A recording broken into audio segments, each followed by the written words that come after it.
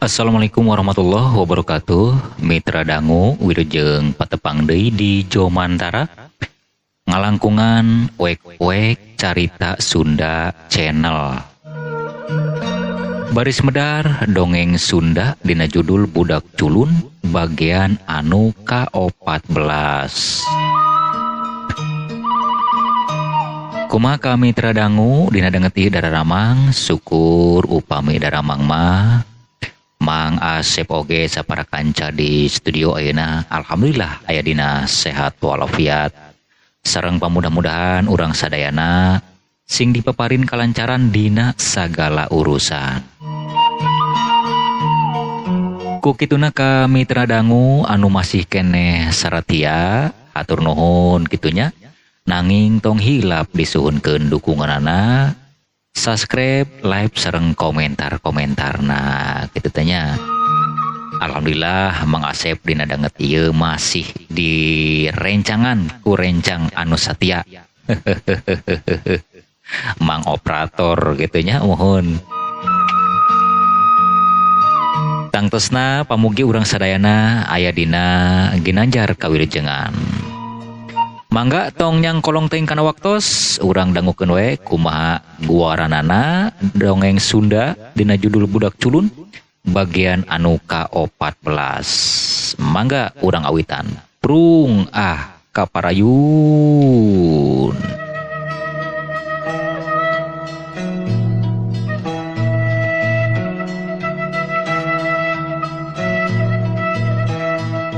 Koloyong juragan dudung manehna miheulaan ngoloyong ka sisi jalan nuju ka tatangkalan anu linduk iuh arek ngareureuhkeun ka capek.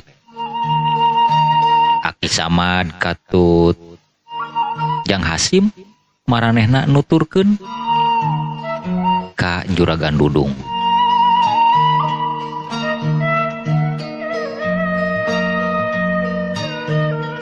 Sajongjongan mah maranehna ngarenen we teu aya anu kadenge sorana. Siga anu keur ngararasakeun hiliwirna angin leutik. Maklum, waktu harita teh panas mejeuna moreret pisan.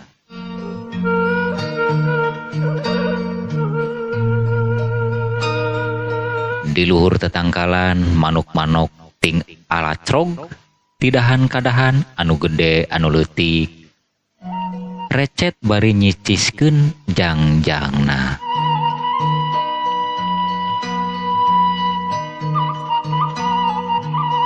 Keur kitu kadenge ti kajauhan jegug-jegug sora anjing ngagogog. Ditemalan ku hakheukna sora jalma sigana mah anu keur moro bagong.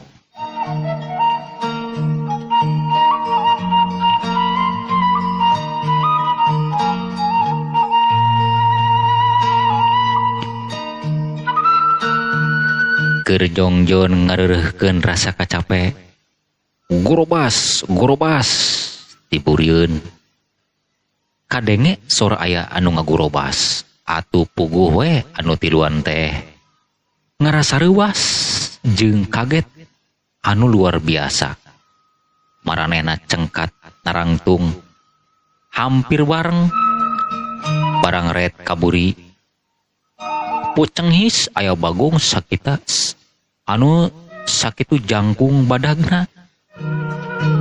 Sigana mah keur diboro. Haram jadol euy. Sugan teh naon wae euy. Oreng cucungik bagong teh juragan. Nya juragan ge meuni ngarasa kaget ieu, marasa reuwas. Sugan teh naon? Sigana mah meureunna eta bagong keur diboro nya ku jalma.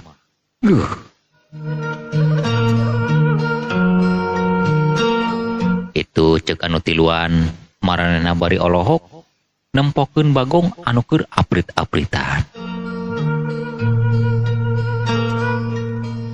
Telila burudul jalma-jalma ting burudul anu keur moro bagong. Atuh puguh we eta bagong anu diburu manehna ajleng-ajlengan luncat mentasan jalan anu bari disorang ku Aki Samad jeung Juragan Dudung Katut Hasim. Nah keur muru tak kisilah keur muru Bagong. Hasim nanya kanu keur buburu. Oh, sumohon ya. Aden ya. Ya teuman kana paperhakan ya. Oh, boga kebon sampe rek panen, kebon mantang rek panen. Peak dah ku Bagong. Itu teh eta jalma anu ditanya jongjon we ngabertak lumpat dituturkeun ku baturna ngudag Bagong anu geus luncat ka bulah kulon.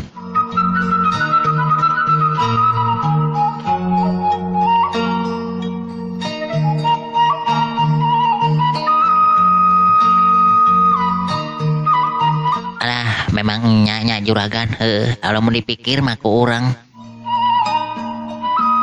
sato ge talanya aita mah anu ngaruksak anu hala ku jalma ge diboro nya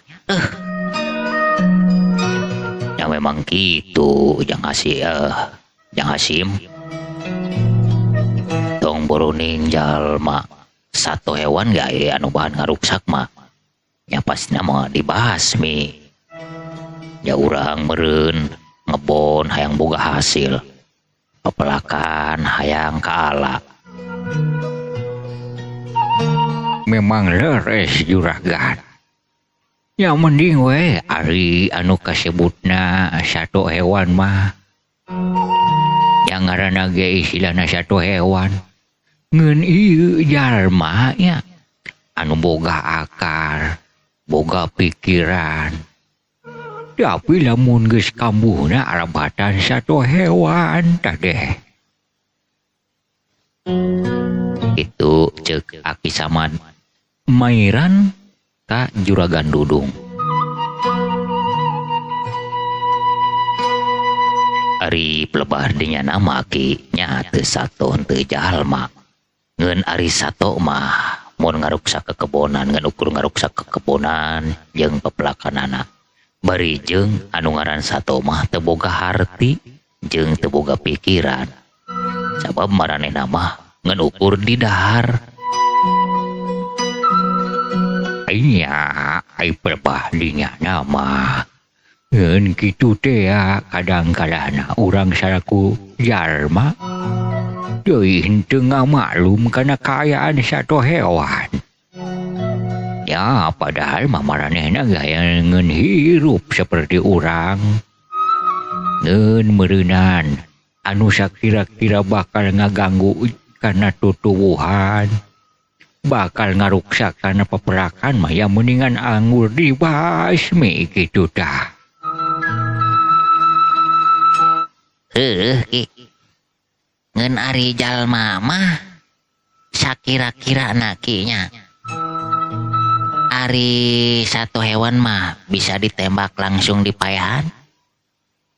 Ari jalma mah lamun ku urang ditembak, ku urang di payahan, sumawona dipencit. Ya sok aya hukumanana. Dibawa ke pengadilan ditewak ku nu berwajib. Lamun pelebah dinya mah asa teu adil nyakinya. Nya teu adil kumaha ieu Jang Hasim? Nya asa teu adil atuh. Ari jalma mah geus nyaho jelema jahat. Ku urang ditewak. Sumawona langsung dipaehan. Nah, anu maehanana bet di panjara. Meureunan lamun satu hewan bogaeun polisi mah bogaeun anu berwajib gitu meureunnya newak jalma deui.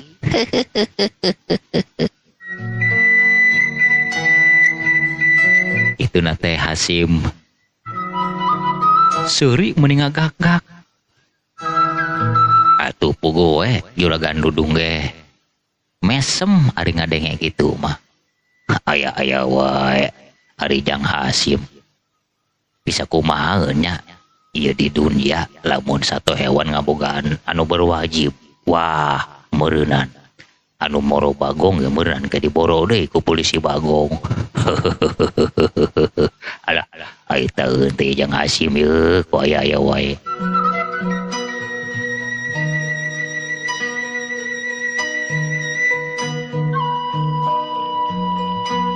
Kituna teh Juragan Dudung bari ngusiwel ngaluarkeun dompet bako. Itung-itung reureuh manehna ngelinting bako mole serbung ududna disundut atuh pugoe haseupna ngelun katiup angin.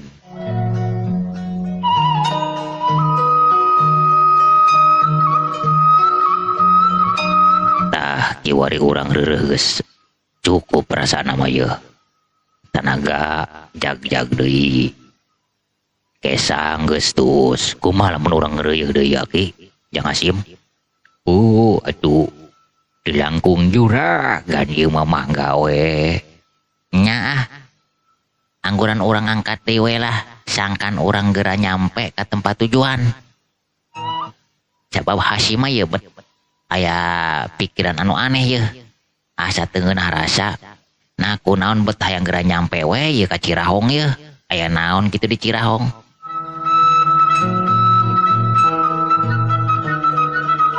Kitu pok-pokanana Hasim manehna geus terus rasa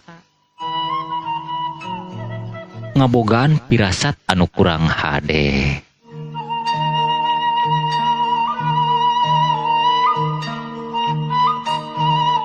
Telila tilu jalma teh angkat deui ninggalkeun tempat reureuhna leumpang deui rek nuju ka lembur Cirahong.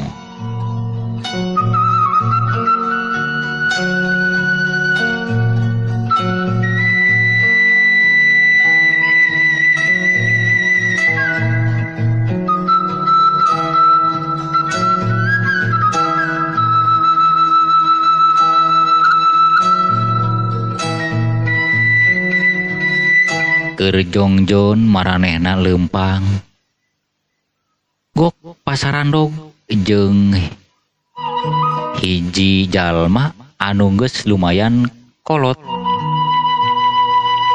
Geus tengah tuwu aya meureunnan umurna kira-kira antara 60 tahun mah. Manehna bari nanggung suluh.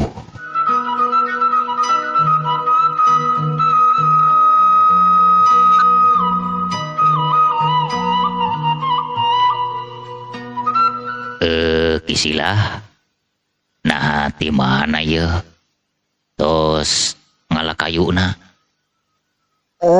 Di nyata juragan di sisi leuweung Cirahong ya suluh meni papalatak seueur jadi lumayan lah gitu keur jualan.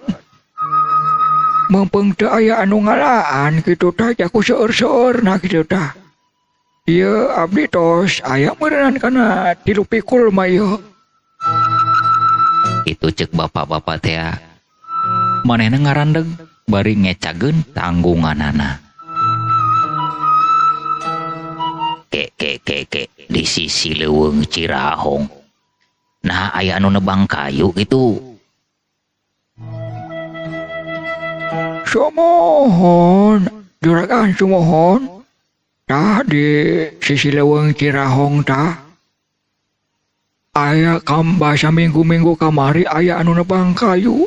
Sigana mah eta mah sakepon we diborong kitu tah.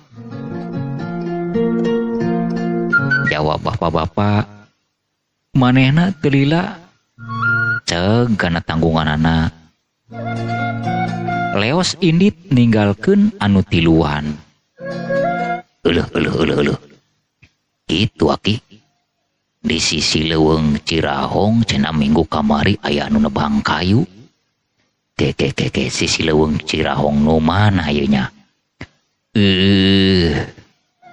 Ari ceuk pamikir aki mah sisi leuweung Cirahong mah anu tatangkalana masih ngagaledeg mah nya di dinya pisan anu kamari dilongok ku juragan jeung Jang Hasim.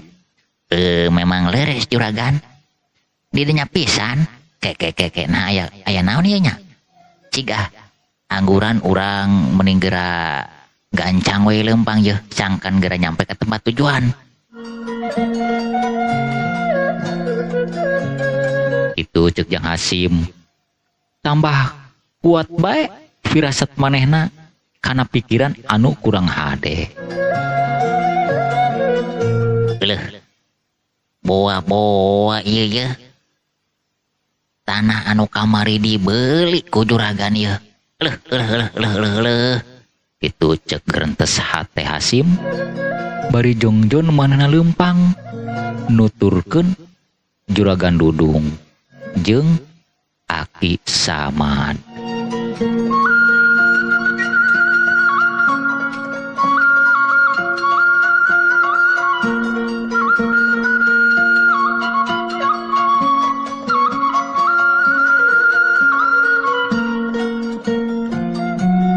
Urang gancangkeun we ieu carita. Juragan Dudung, Aki Samad, Katut Hasim geus nyampe ka tempat tujuan nyaeta ka tanahna anu dipeser teh. Atuh puguh we. Juragan Dudung jeung Nuliana ngagebeg kaget sataker kebek. Maranehna euleugeg teu bisa ngomong. Kulantaran ngarasa reuas. Sajongjongan mah maranehna ngahuleng ngaraga meneng bari merhatikeun kaayaan di dinya anu geus lenang. Teu aya tatangkalan hiji-hiji acan anu nangtung.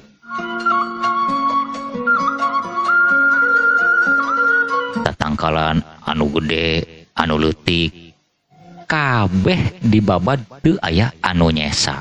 Puguh we di dinya teh doang lapang lenglang teu aya aling-aling.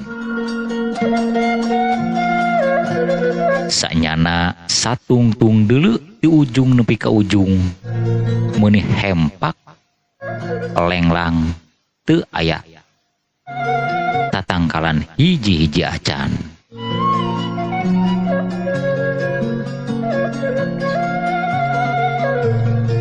Astaga.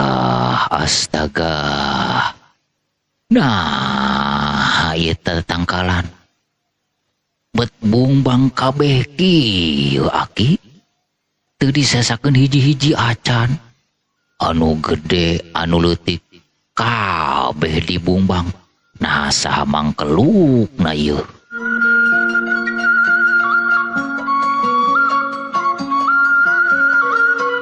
Itu gerendengna Juragan Dudung. Manehna ngarasa hemeng. Ngarasa aneh saha anu geus kumawani ngabungbang eta tetangkalan di tanah anu geus dibeli ku Juragan Dudung. Aki Samad pon kitu deui Hasim.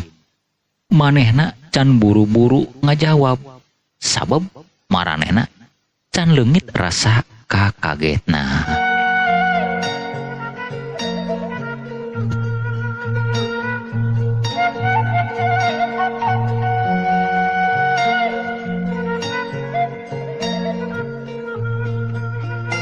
Samemeh nyarita, Aki Samad narik napas panjang meuni jero pisan. Siga anu ngalepaskeun Bang Baluh dina hatena. Oh, ampun teuing nya juragan. Da bet kacida teuing ieu manusia. Saha mangkeluk dan geus tucungah kieu nya. Aduh geus kurang ngajar. Ieu tatangkalan meuni berasih ieu mah.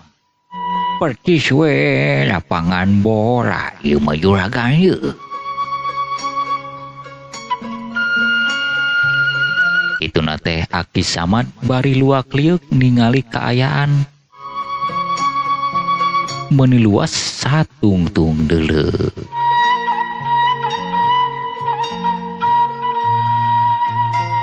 Alah, lamun kieu mah ye juragan, aya nu teu beres ieu urusan ieu. Jelas ieu mah geus ngunghak ieu jelema ieu.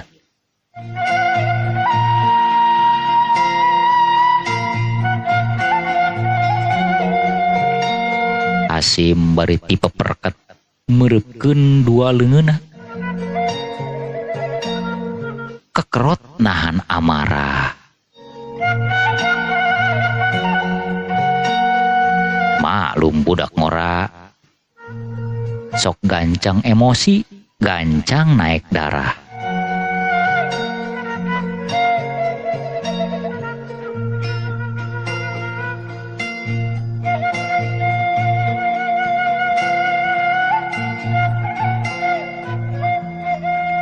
Juragan Dudung awakna ngadak-ngadak leuleus satulang sandi.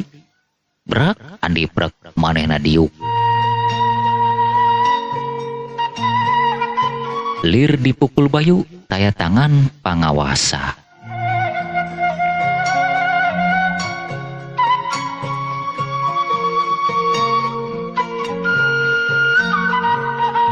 Teu nyangka saeutik-eutik acan lamun eta kajadian bakal seperti kieu. Sabab anu dibayangkeun ku Juragan Dudung mah manehna bakal ngaraup keuntungan, bakal ngajual tatangkalan sing horeng geus aya anu miheulaan.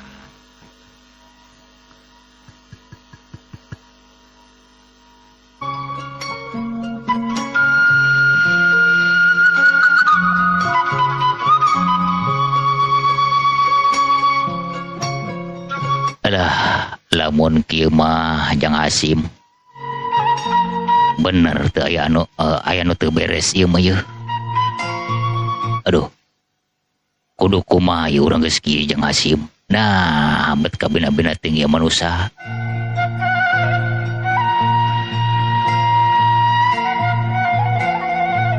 Kituna teh Juragan Dudung bari ngahruk.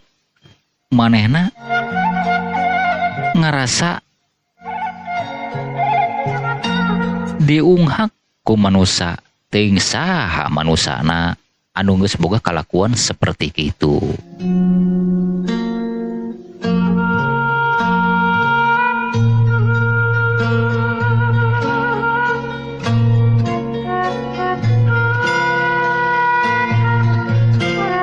Keun juragan, urang ditelusuri wae. Kudu dipaluruh ieu mah juragan ieu. Aya nu teu beres ieu mah. Da ieu mah kieu we juragan. Urang memeh ka mana-mana. Anggur mah urang meuning datang we yuk ka kantor desa. Urang tepangan we pakuwu eta nepi kepala desa di dieu. Kepala desa Cirahong. Bari jeung urang paluruh kumaha sabenerna ieu. Dicandak teu ieu surat-surat tanah ieu. Kaleresan Aki dicandak ieu ku juragan ieu. Bener Aki. Anggur mah urang mending ka kantor desa we heulanan. Bari paluruh we urang kayaanana. Nah kumaha ieu sabenerna? Sabab ieu Aki mah ngerasa janggal sabenerna mah juragan. Sabab naon? Aya keanehan-keanehan dina eta eusi surat tanah anu hak milikna. Keun ke lalakonna mah baris dicaritakeun ke ku Aki. Anggur mah urang ka kantor desa heula paluruh. Nah, saha sabenerna ieu nu boga tanah? Nah bener tah henteu aya jujutanana kasih Damri jeung si Samid anu geus ngajual tanah ka juragan. Kumaha lamun kitu tah? Satuju Aki, satuju pisan, satuju. Lamun kitu mah, ayo urang anggur paluruh. Urang ka kantor desa we. Nya ari kitu mah juragan, mendingan orang ke kantor desa we.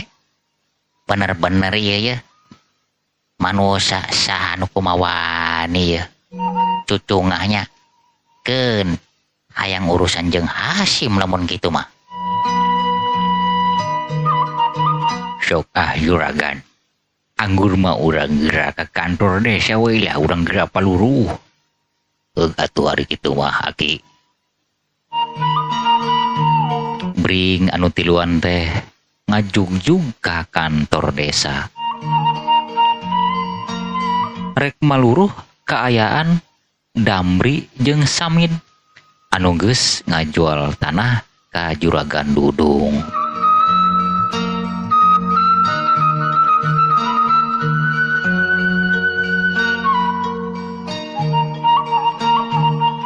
Teu hese neangan tempatna di mana eta kantor desa, sabab maranehna natanyakeun ka unggal jalma anu pasarandog di jalan. Urang kocapkeun we geus nyampe ka tempat tujuan nyaeta ka kantor desa Lembur Cirahong. Anu kebeneran kepala desana oge keur araraya keur ngalalantor. Atuh pugoe kadatangan juragan Dudung Aki Samad katut Jang Hasim dibageakeun ku anu aya di kantor desa.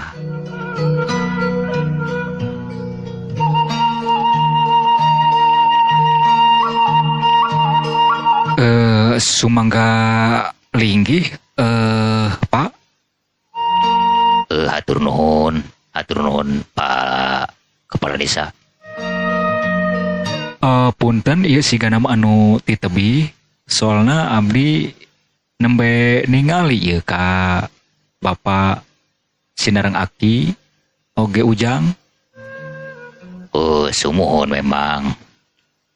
Si Mabdi anu ti tebih anu ti lembur daya kitu tah. Oh, anu ti lembur daya lumayan tebihnya. Itu saulur Pak Lurah. Manehna meuni someah pisan kana tamuna.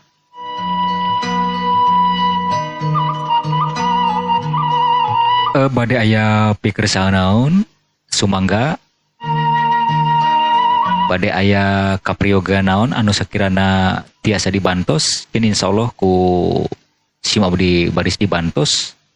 Lamun memang tiasa upami aya anu dibantos mah maksudna Memang leres gitu ya Pak Kepala Desa. Nepangkeun heulanan ya. Oh, leres sumuhun. Hilap can ditaros nami teh nya.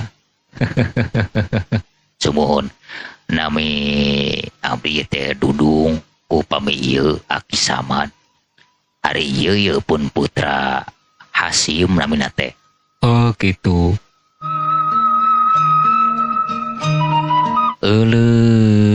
Mitra dangu rupina waktosna teu nyekapan. Kukituna hatur nuhun dina sagala perhatosanana sareng nyuhunkeun dihapunten bilih aya cariosan-cariosan anu kirang merenah kitu nya ka kupingna oge dina tata cara penyampaianana. Insyaallah urang tiasa patepang deui dina episode anu salajengna. Mang Asep sapara kanca bade amit mundur amit mungkur. Wassalamualaikum warahmatullahi wabarakatuh. Permios.